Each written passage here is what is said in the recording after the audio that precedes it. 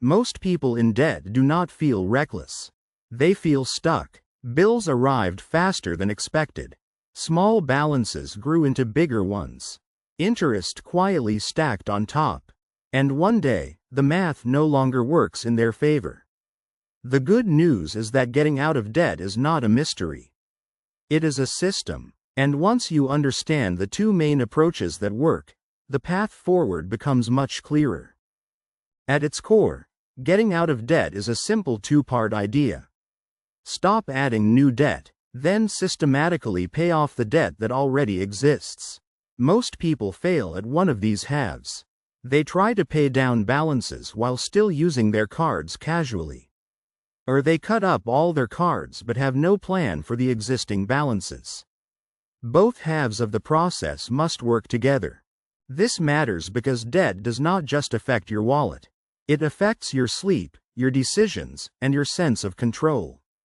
People in debt often delay medical care, avoid checking statements, and accept jobs they otherwise would not, simply because they need the income to survive their payments. Getting out of debt is not just a financial win. It is a quality of life upgrade. The first step is clarity. List every single debt. Write down the lender, the total balance, the interest rate, and the minimum monthly payment for each one. Many people avoid this step because it feels uncomfortable. But avoiding the truth keeps you trapped. Once the numbers are visible, debt stops being an emotional cloud and becomes a finite, solvable problem on paper. Let us look at a simple example.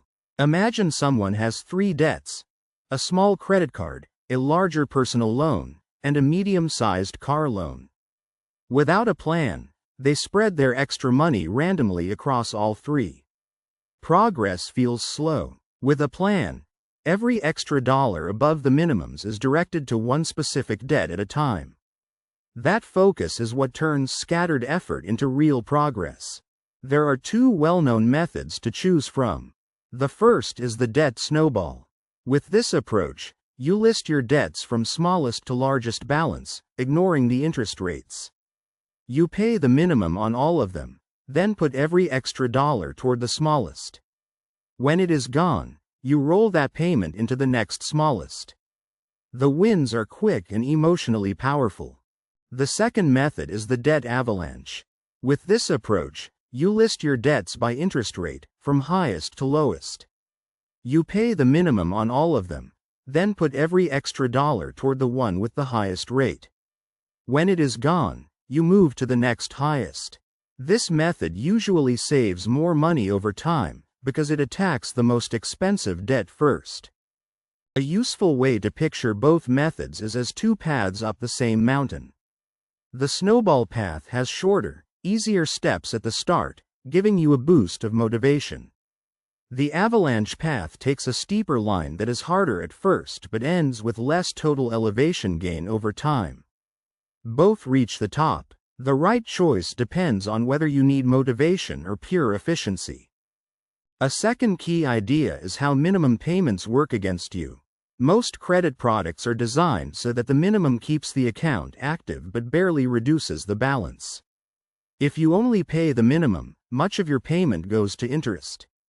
The balance lingers for years. Minimums protect the lender. They do not protect you. Going above the minimum is where real progress begins. A practical example helps. Imagine a credit card balance of $3,000 at high interest.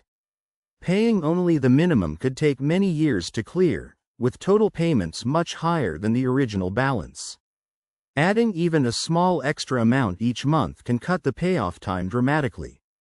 Small extras feel insignificant in the moment, but they redirect the entire trajectory of the debt over months and years. Beginners often misunderstand the role of behavior in debt. They look for a clever financial trick that will make the debt disappear. But the most reliable trick is boring consistency, combined with stopping new spending on credit. Switching cards, transferring balances, or refinancing can help, but only if the underlying spending habits have also changed. Otherwise, the debt simply returns under a new name. There is also a psychology angle. Debt creates shame, and shame creates avoidance. People stop checking statements. They ignore calls. They hide envelopes. But debt does not respect emotion. It grows in silence. Facing it directly, on a calm afternoon with paper and a pen, is one of the most powerful financial actions you can take. The relief that comes from a clear plan is often life-changing. A simple practical rule helps you choose between the two methods.